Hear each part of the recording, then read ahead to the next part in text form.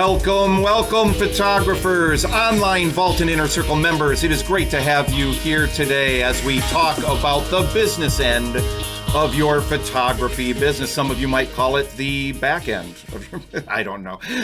Different people have different philosophies on how important this stuff is. We obviously believe this is very important because today we are talking pricing. So it's not the back end, it's not the naughty end, it's the important end. Joining me, of course, today is my father, Charles Lewis, down in the lower right there. Hello, Dad. Hello, everybody. And joining us also from Brewer, Maine is Thomas Morelli in the middle there. Hey, Tom. Reporting for duty, sir. I'm glad to be here. Awesome. Good to have you here. I, of course, am Todd Lewis here at Charles Lewis Photography as well, and we're talking the subjects that I am most passionate about, the business side, the marketing, the pricing, the selling, all of that stuff that most photographers are scared of, and they're scared of it because they don't fully understand it. And hopefully today is going to help assuage that just a little bit. So first off, a real quick, you always got to ask yourself, why listen to us? So Dad, you first this time, 30 seconds. Why should someone listen to you when it comes to this subject? Well, I've devoted 50 years of my life, 50 years next month, that I've been doing this and studying pricing and merchandising. Very crucial part of your business. And the more I learned about it over the years, the more I realized how crucial a part of your business it is. It just about determines everything else, almost. It sure does. Yeah. Tom, 30 seconds. Why should someone listen to you about how they should price their work? Having been in business 40 years this year with a successful, profitable business, long-term profitability, and I learned this from Chuck years and years ago, and of course I've studied with you guys for so many years and use it every day for the last 40 years plus, and I wouldn't be here if not for this. I was just lost before I learned this information, so this is really valuable. Make sure you listen closely today. For sure. Right on. Yeah, how you price your work is definitely a marketing decision. That's what you're going to hear throughout this. You're going to see that realized in every key point we cover. Dad, I know you've prepared a lot of stuff to talk about the specifics of pricing for photographers, so I'm going to turn it right over to you. Yeah, don't underestimate how important this is. And pricing is really tough for photographers. And why is that? Well, there's lots of reasons, and I'm not going to waste your time on going through all of them. But one of the biggest ones is you're pricing your work. So how good do you feel you are?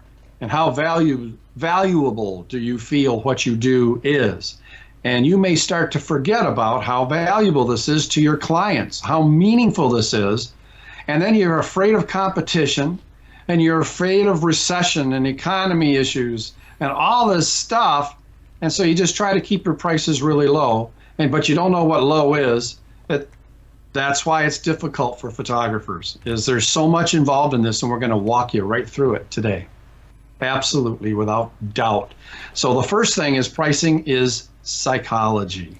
Psychology. Now, if you happen to have a master's degree in psychology from Harvard University, you probably realize that this is sounds an awful lot like psychology, because it is. But most of us don't. We're photography people. We love photography. We picked up a camera, and now we're doing it for a living. Well, we don't know what psychology is behind everything that we do in our businesses. Everything. How's the client or the prospect going to feel and respond to this, whatever it is? And in today's, we're talking about pricing and merchandising.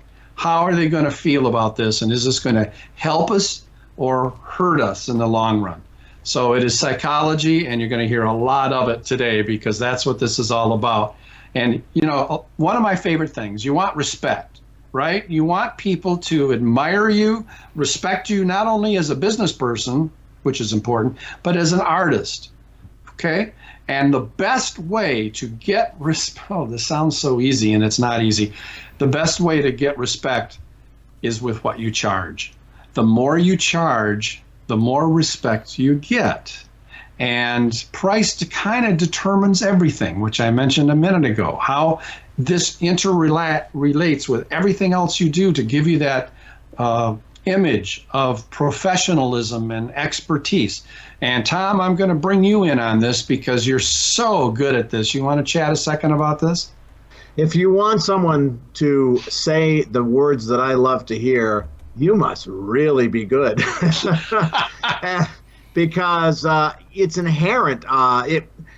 Charging properly makes me into a better photographer and business person because I darn well better be worth it and then some, but I want to be. So it's a good challenge to me. It's not like I'm being forced or feel bad about it. But also it instills the respect. We had some work done here on the roof at my home. And again, this is not a commodity, but we didn't go for the cheapest person. It was all fairly expensive, but we went for the person that addressed our needs and our fears and addressed our psychology. The psychology of this might be that board game Plinko that used to be on The Price is Right. You drop the ball and it goes ding, ding, ding, ding, ding, goes back. Yeah. Psychology helps guide your clients through the pricing to get to where they'll be thrilled with portraits and you'll have a business you'll be thrilled with. Absolutely. And I just want to briefly bring this up because this is pricing. I'd like to say the word never lower your prices, but we'll word it more nicely. Resist the temptation to lower prices during economic hard times. Doesn't that sound nice? But the bottom line is, never lower your prices. Chances are 80 to 90% that your prices are way too low. I'm not saying triple your prices overnight, but I am saying you're probably way undercharging what you should be charging for the beautiful work that you're doing. And it's just because of all those things of we're afraid. We're afraid of people yelling at us. We're afraid of what our competition is doing. And so we keep our prices low, and that's the worst thing you can possibly do. But don't triple them overnight. We'll talk more about that. Yeah, So, you don't want and the temptation can be there, especially when there's economic hard times. You think, well, the prices have to get lower, right? No, because there will always be people out there, no matter what the economy is, that are wanting to invest good money in what you do, that would prefer to work with somebody that is maybe expensive. Okay, so resist that urge, even especially when other photographers are telling you, well, you got to lower your prices, man. You're way too expensive. If your competitors are telling you that, there might be a secret other reason why they're telling you to do that too. they're scared. They're scared as well, absolutely. So yeah, never resist or never lower your prices even during economic hard times. Right on. Tom, you want to take this one? Because this is such an important point. Oh, this is a key point. When you reveal your prices is just as important as what your prices are. There is an appropriate time to reveal your fees to your clients. It's not on a website. It's not in a brochure. It's not in a mailer that you mail out. It's not on some big billboard. The time to reveal that is with us is ballpark on the telephone, and you're not going to even get into the prices and the weeds on the telephone because we want to do a design consultation where we can really find the person, what they're looking for, helping them to get it. And but don't put your prices on places that the price will be taken out of context and people just won't even call you. Yeah, the reason for this is it's what's called taking price out of context. And Dad, I don't know if you were going to talk about this later. If you are, I will hold off. No, go ahead. Okay, because I want to make sure we make this point.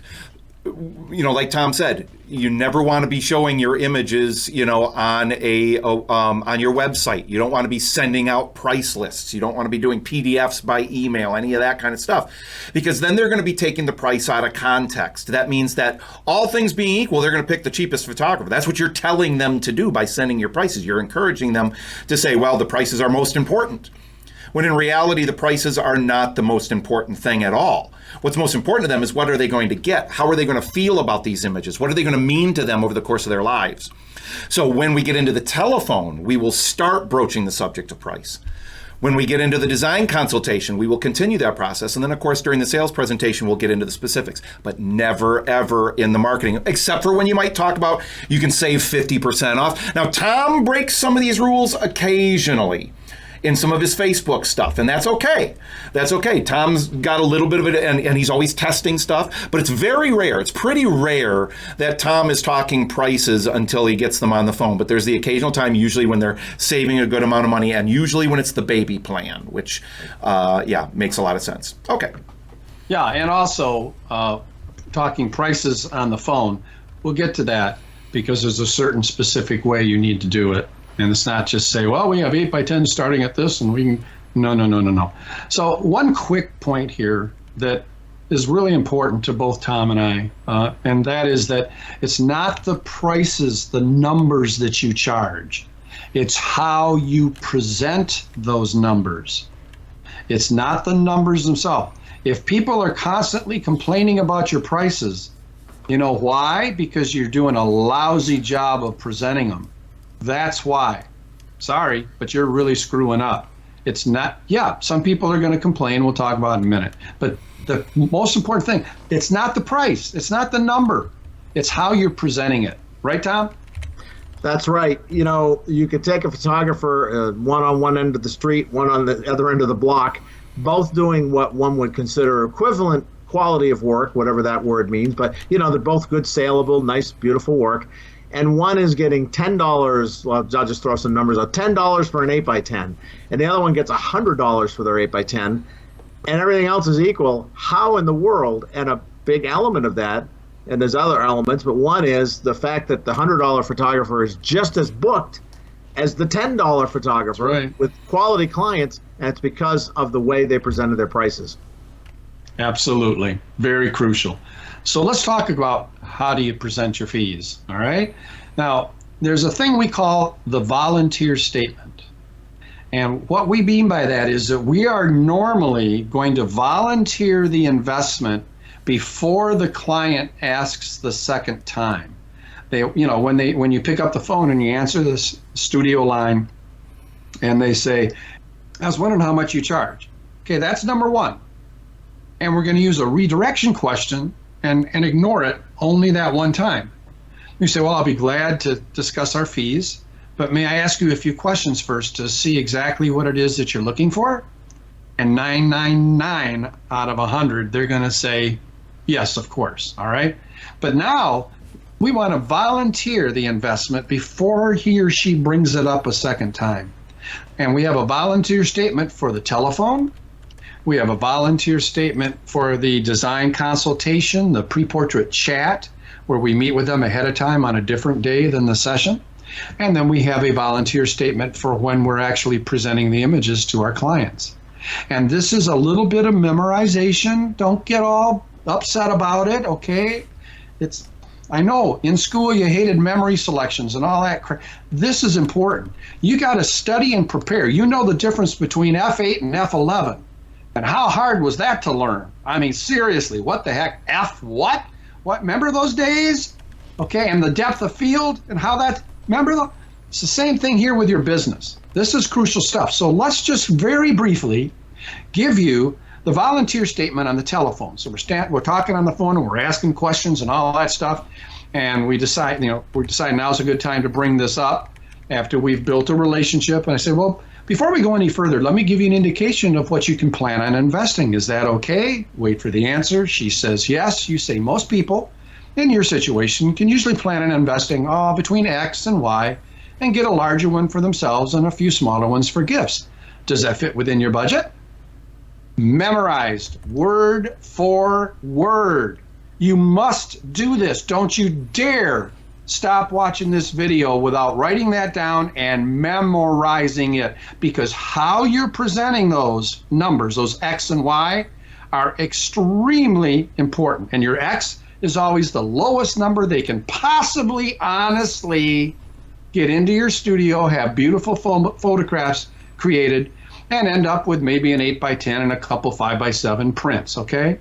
You're being honest, all right? Now go ahead, Dad. I just want to say one more thing about the volunteer statement before you move on. Okay, and then the Y number, from X and Y, the Y is just add a couple $100 onto it, okay, to be a little more flexible, all right? That's how you come up. That's the volunteer statement for the telephone. Go ahead, Todd. Now, remember, you've got this video, so you can rewind and you can hear my dad say that again and write it down. Do not leave here without knowing exactly how that volunteer statement is worded. But you can also find it on the online vault by searching for Telechart phone scripts. Just type the word Telechart, T-E-L-E-C-H-A-R-T, Telechart phone scripts.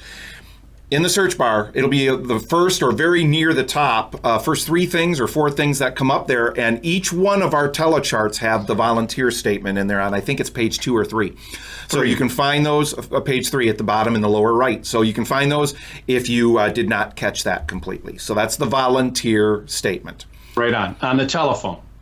Now, when you get together and you chat with them, okay, so let's say that you don't have a studio, okay? Let's say that you work out of your home and you don't want a studio, so you have made the very smart, intelligent business decision to go and meet the client ahead of time at her home.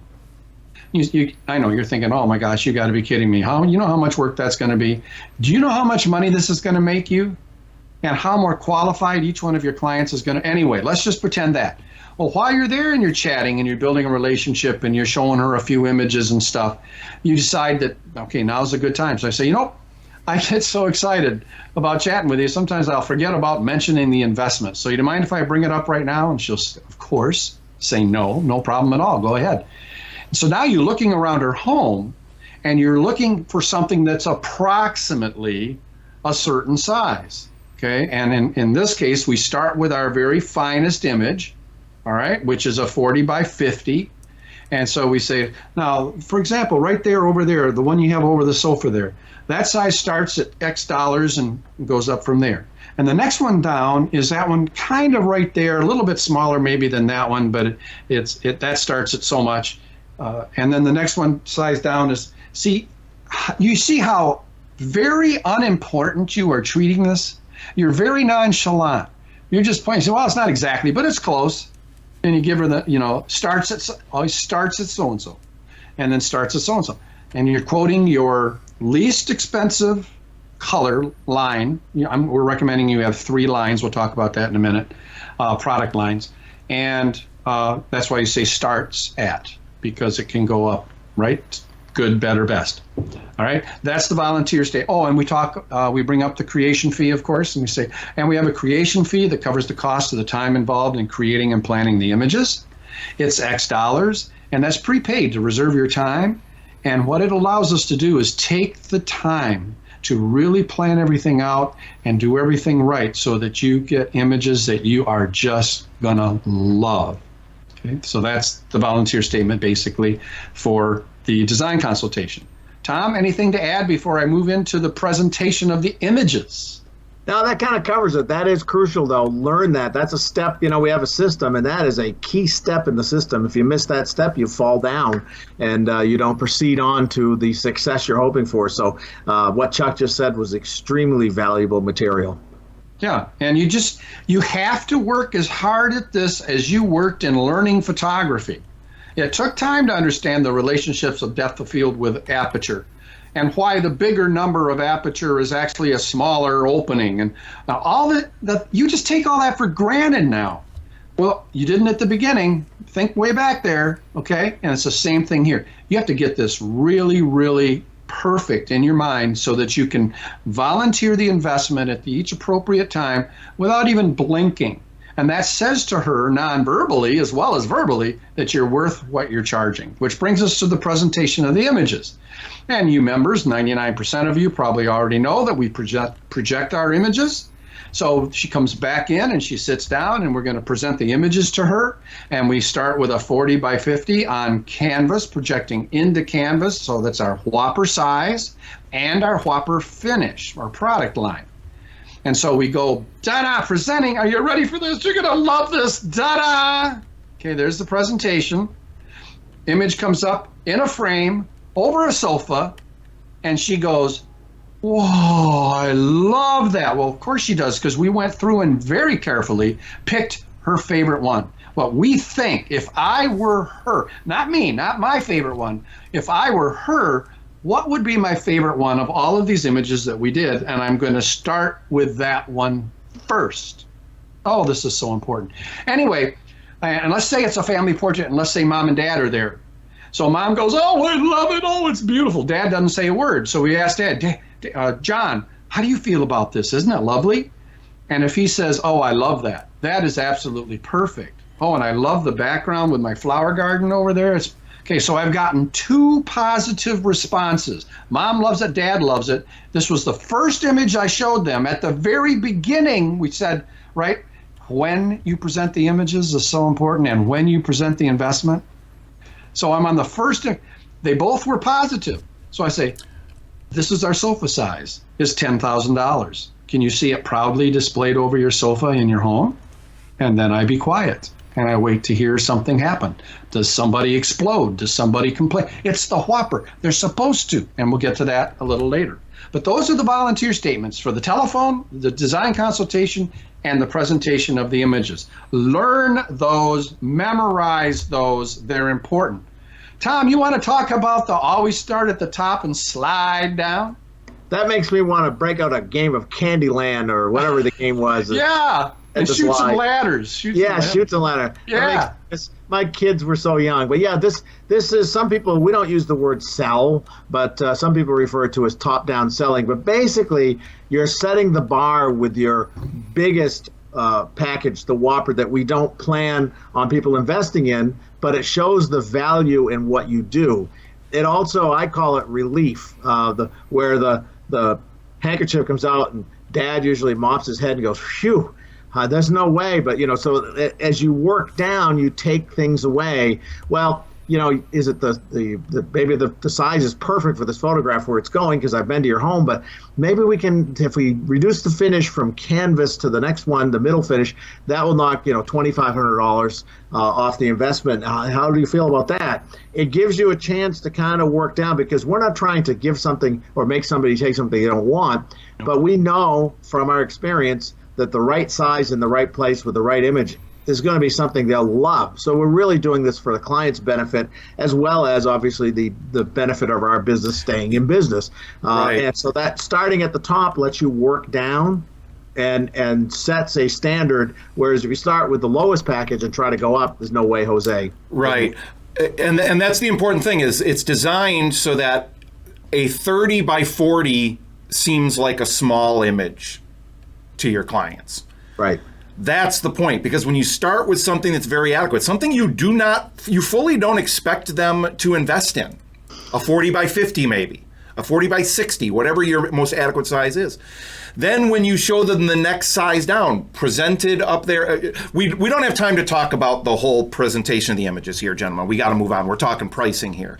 But this is important, because now you're starting with not only your best image at its most adequate size, but you're also starting with the most expensive of your images, most expensive size, and working your way down. Because not only then does a 40 by 50 make a 30 by 40 look small, but a $10,000 image makes a $7,000 image sound much less expensive.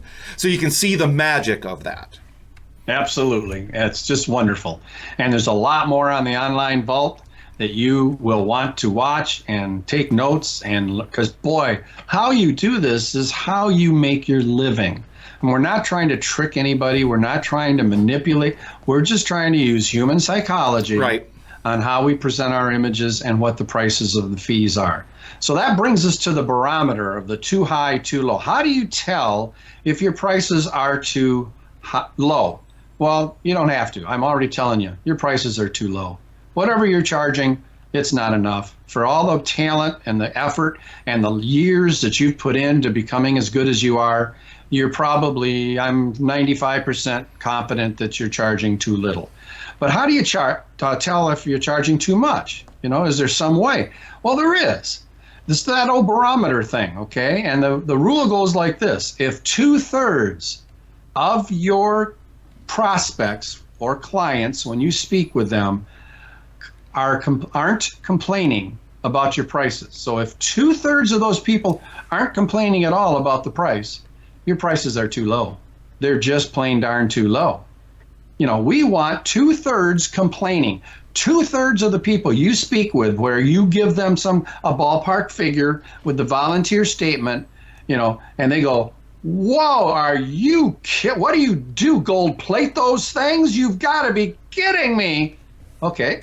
There's one towards your 2/3 of all the people you speak with. So more than half should complain about what you're charging before you can even begin to think that maybe I'm charging approximately the right amount. And that's the opposite of what you would ever expect. The nice thing about that is it's actually now something that you want to hear.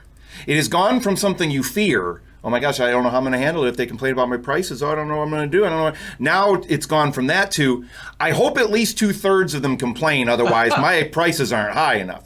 You now know that that's what we expect, and that's kind of what we want to have happen. Yeah, and sometimes they don't explode like I was giving you a minute ago, but they'll say, "Oh, wow, that's a lot. I don't know."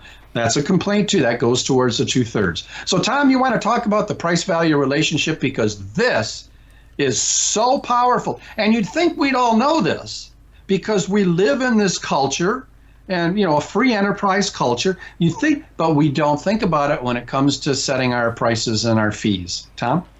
This is, again, human psychology 101, and it's automatic, and it works on me on many different things, whether it's guitars, one of my hobbies, or electronics or other stuff, or whether it's camera equipment, and in this case where it's portraits. And when you see something that has a price on it, and then you see a similar something that is triple that, and a similar something that is 10 times that, your mind just says there's got to be a reason why this is 10 times more, and I would like to find out why. Even if that's not what I want to invest, I should probably investigate. And so the people that we want to work with are at least curious enough normally, even if they do go, "What are you, crazy?"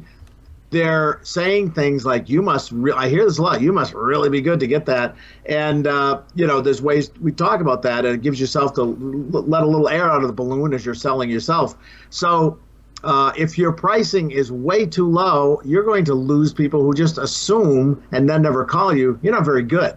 Because I've kind of looked around, and if you're getting $50 or $100 for 10 images on a thumb drive or something, how good can that be? But if I just talk to this guy and his prices are between X and Y, oh boy, this person must be pretty good. I owe it to myself to at least check it out and find out why they're so good, even if I don't end up working with them. So you're really telling people what you're worth by what you're charging. Yeah, that's why I keep saying all the time, price determines everything. Determines the caliber of client that you're working with. It determines everything, not just profit. It's a lot of part of the marketing, really is. Which brings us to autopilot pricing. So I'm going to get to numbers here in a second, and just to give you some indications so that you have an idea of what how you should charge. But before that, autopilot pricing. This one, I don't remember who I learned this from. It wasn't out of photographer. It was some other industry. I've studied with hundreds of different people. At any rate, autopilot pricing. All right. Pilots, they take off usually manually, and they get up to cruising altitude, and then they push the little autopilot button, and then they can sit back, drink their coffee, have their dinner, while the plane autopilot takes them to the next place take a they nap, want to be. Which is exactly what we want to hear. Or no, they wouldn't do that. They wouldn't take a nap. No, theoretically they won't do that. Yes, hopefully. Well, autopilot pricing is the same thing. What that means is that you're going to raise your prices. Read my lips. Raise your prices twice a year, no matter what the economy is, what your competition are doing. Just forget it. Every year, twice a year, you're going to raise your prices. You're going to raise them 10% if you're scared to death. Scared to death. Oh my gosh, business isn't going the way I want it to go. I must be charging too much because hardly anybody's hired. No, it's not that you're charging too much. It could be you're charging too little, but not too much, and you don't know how the heck to sell it or present it or anything. All right? So don't blame it on the fees you're charging, right? So you raise them 10% twice a year. I do it on January 1st while you're watching the Rose Bowl parade. It's just an automatic thing. Watching the Rose Bowl parade, new year, new price list. All right? And you don't have to change the whole thing, really. You just raise everything 10%. All right? If you're not scared, if you're confident, if you feel good about, you're learning new sales and presentation techniques, you're improving your technology and your photography business and all these things you're doing, and you're improving, well, then raise them 20%. Right? 20% that's nothing. Really, 20% is nothing. And you only do this twice a year, right? 10%, maybe January you're scared. And then the 4th of July is the other one I do, and Independence Day, right? You want to be independently wealthy eventually someday. I'll raise my fees on Independence Day as well. 10% if I'm scared, 20% if I'm confident and feel good about where. And you do this, and you just automatically do it from now on. It's the way your life is. Wow, watch out. Because before you know it, you're going to be charging way more than you ever dreamed you could be, and you're going to be earning a great living, and your clients are going to love you and tell all their friends about you. Autopilot pricing, very valuable. So, Tom, you want to talk about that Whopper? We've kind of alluded to it ahead of here, but let's talk about it just to make sure that everybody gets it here. I think I need a napkin for this graphic because it looks good. But it is designed in our businesses maybe to not look as good to the client, although amaze them because it sets the bar. And this is the price that we attach to either our largest wedding collection, if we're doing weddings, or our largest portrait collection or image size, so that when we do the design consultation, and particularly when we do the projection appointment for portraits, it sets the standard. This is the collection or the size or the investment we do not expect or want the client to invest in. We want them to go, whoa, it's the big one, or they fall off the chair. I've had men, mostly men, who came in, stand up and put their hands in the pockets and walk and pace and go, I don't know. And I'm like, it's okay, have a seat. Then the wives are like, calm down, honey, we talked about this. It's always kind of the same thing. But it sets the bar so that as you step down, or you go down that little slide, as you do takeaway selling and remove items that make it more affordable in their eyes, that when you go from that $10,000, I had a $25,000 wedding package that got me so many $10,000 wedding bookings, because by the time we took stuff out that I didn't care about, like I catered dinner to reveal your album collection at the, 6 weeks later, it was catered by a local caterer. I kind of wanted that because the caterer I had was great, but no, everybody's like, well, I don't really need that, so I said, okay, well, that takes this out, and a band to play there. Okay, we'll take them out. We got down to the 10, they're like, phew. Okay, I think we can handle this. And so that just sets that number, so by the time you get down to where you really want to be in your business and having people invest in those collections, the ones above them, particularly the Whopper, has established the value of that, and it's kind of a relief valve. People go, oh no, I'm not getting the best of the best, but I am getting some really good stuff here.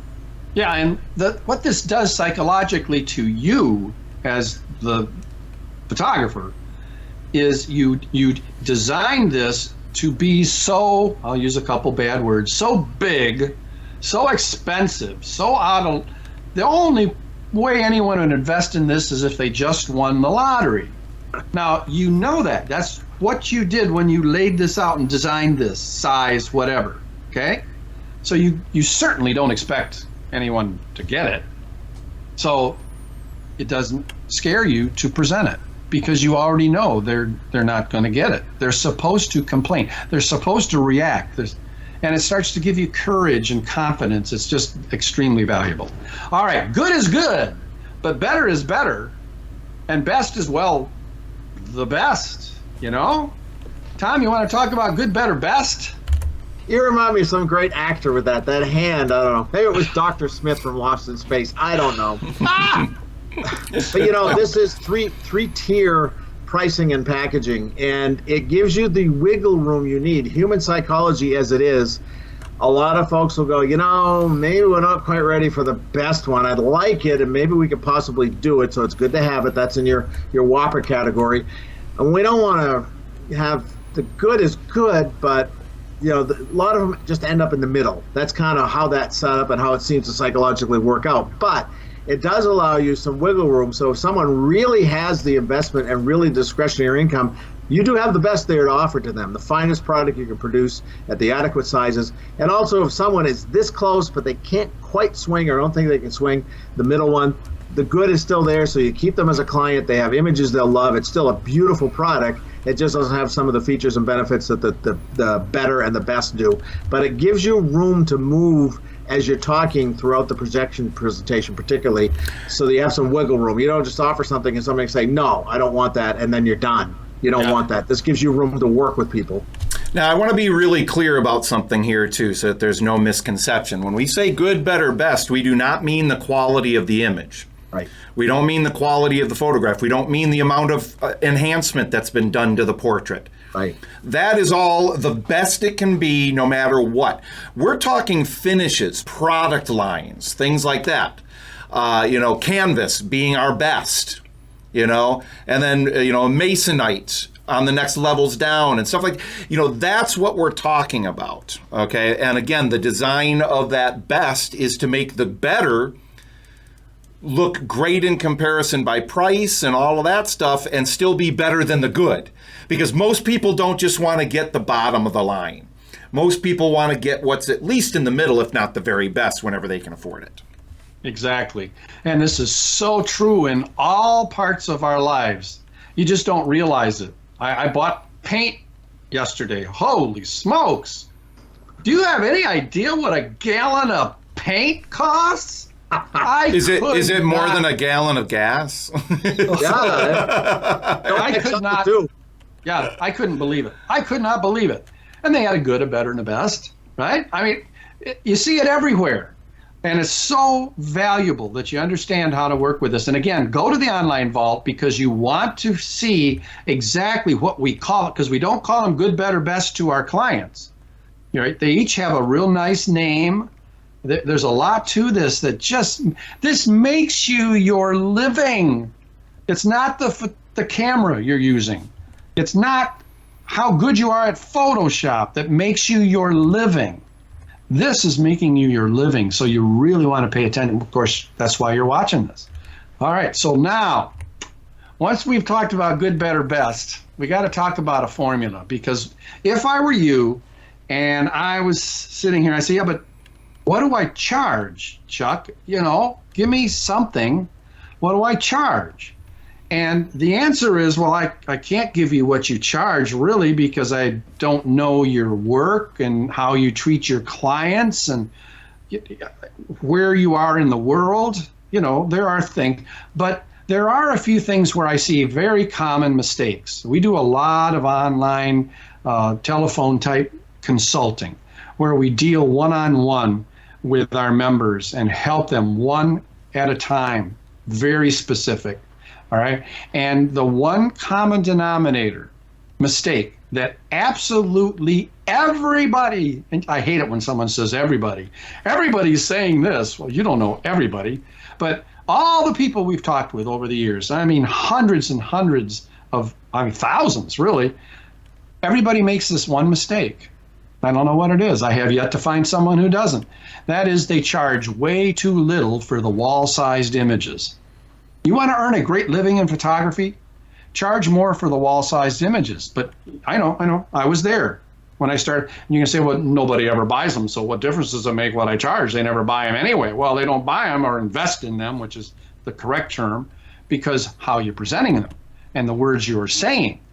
But what can you give me a starting point, Chuck? Well, here it is. All right. In our opinion, all right, let's take the price of an 8x10. All right, so you look on the screen here and you see an 8x10, and next to it you see an X.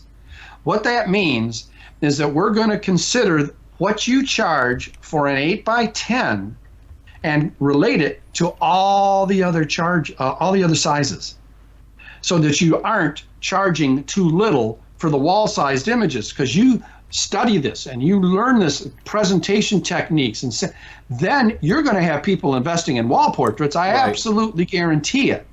So for example, let's take an 8x10 being $85, because in my opinion, $85, it's really that's almost not true with this inflation anymore, but $85, if you're not charging at least $85 for an 8x10, you're going to have a very hard time earning a living in photography. There's just not enough markup there. All right. So let's say you're charging $85 for an 8x10. Okay. Then the 4x5, which is half of an 8x10, 0.5x, is going to be what? Well, you take 85 and you divide it by 2, and it becomes $42.50. All right. And then the 8x10, that's $85. We already know that. But then, now watch this as we go up and up and up. Doesn't this get absolutely fascinatingly interesting right there? All right. So that means that if your 8x10 is $85, you should be charging at least, this is minimum, not maximum, minimum. 24x30 should be $816. You got to do this if you want to earn a living. All right. This is so helpful. All right. But now watch how this gets interesting. Let's say you charge $150 for your 8x10. And I know a lot of our members charge way more than that. But let's just take $150, all right, as an example. Well, 4 by 5 is 75, but an 11 by 14 is 300. A 24 by 30 is 1,400. And a 40 by 50 is 3,000. That's the whopper, right? If you learn these techniques and the things we just talked about today, you're going to have somebody invest in one of your whoppers. And then you know what you got to do? You got to raise the fees, even if it's not your twice a year thing, because they invested in the whopper. Nobody's supposed to get that. Wow. And then I remember the first time someone got my whopper from me, I had to figure out how the heck to get it. I had to find a lab that could print it. I mean, wow, you got to be kidding me. And then you have to raise the fees or change and add a new whopper above the one that used to be the whopper, right? This is fun, and it's really fun when you earn a great living. Tom, any comments? You know, if you're lost, I see a lot of photographers struggle. What do I charge? And they're very erratic because their fees don't make sense. So that when a client talks to them, however they're presenting their prices, usually incorrectly, they're almost afraid because they're like, I can't explain why my 5 by 7 is this, but the jump to an 11 by 14 is this, because they haven't done it right. And so it doesn't make sense either way. Either it's way too far apart or it doesn't have a logical step. This has the logical steps that make sense, because you need confidence when you're talking and quoting the investment. You have to be confident that these are great, proper prices for what you're doing for the client. And that confidence comes through as if, well, people must do this all the time. This photographer seems pretty confident in talking about this. But having this formula really helps you build that confidence. Absolutely. Very well said. So, final thoughts here. A couple of things that we want you to kind of take away from this. And first of all, of course, take one small step right now to implement what you discovered here. Don't just say, oh, yeah, that was pretty good. I took a few notes. That's great. And then you go on and just do what you've been doing for years and years and nothing changes.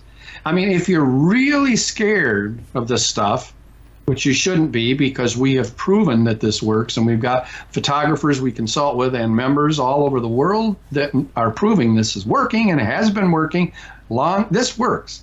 But if you're really scared, then just test it. Try something.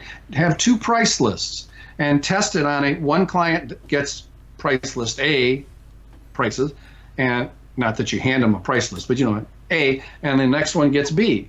And go back and forth and kind of see what the trend is and test it. If you're scared to death, test it.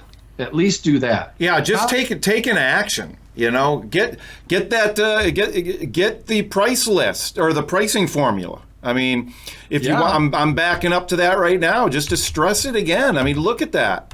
Let me see if I can get to it. There we go.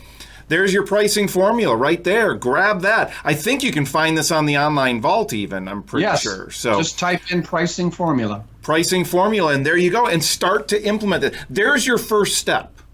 There's the first simple step that you can do right now. Get that price sheet. Get it. Just get it. Find it. Get it in front of you and start thinking about it. Start pondering it. Start putting together. Yeah, take an action right now. So very important.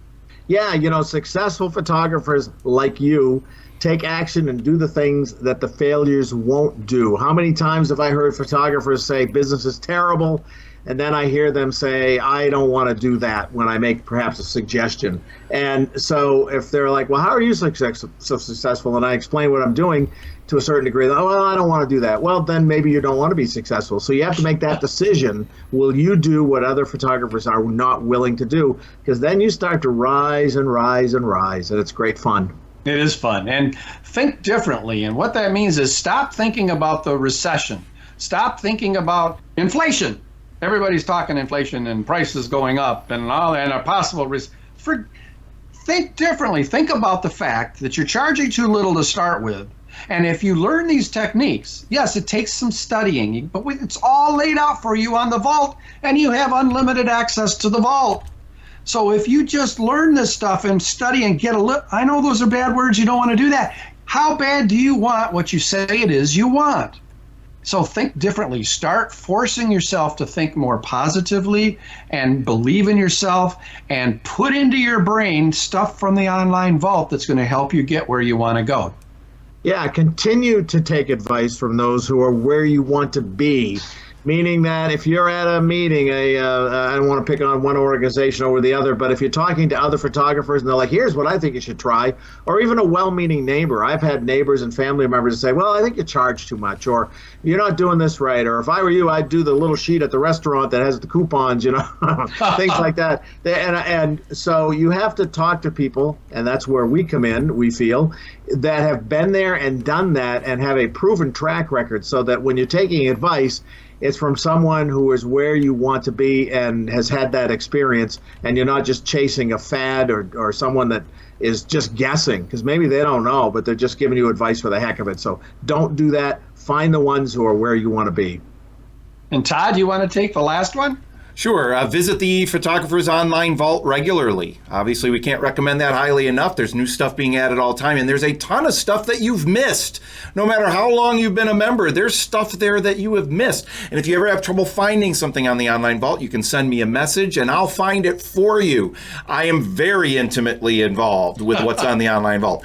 I know what's there, and I know how to find what needs to be found. If the search bar doesn't work for you, let me know, and I'll help you find it. But the search bar is the place to stop. But keep visiting the Photographer's Online Vault regularly. Keep asking us questions. You can send questions to us by email anytime as a member.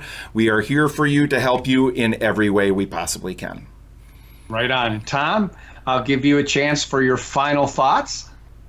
This is such a pleasure to do, because I know there's someone out there that the light bulb just went off over their head and they said, I'm sick and tired of my business not really making a great profit and running my life rather than me running it. Well, today you heard some of the real vital information toward getting your business to give you the lifestyle you demand, so you can spend time with your family, have time off, get the life that you want, and a lot of it has to do with the prices that you charge. So thanks for listening to this. Take some action. It will pay off. Well, thank you for being here, Tom. Terrific to have you here today. You add so much to these presentations. And my last word to you, the person viewing this right now, people viewing this, is don't be intimidated. Don't talk to somebody who I call a dangerous person, who's going to tell you that that'll never work. It won't work in your area. It certainly won't work now. Are you kidding me? And with the pandemic that we've had, no, don't do anything like that now. Those are dangerous people that can have a huge bad effect on your life. You have the capability of earning so much more doing what you love to do, photography. So take action. We'll talk to you again next time. Bye-bye now. Bye, everyone.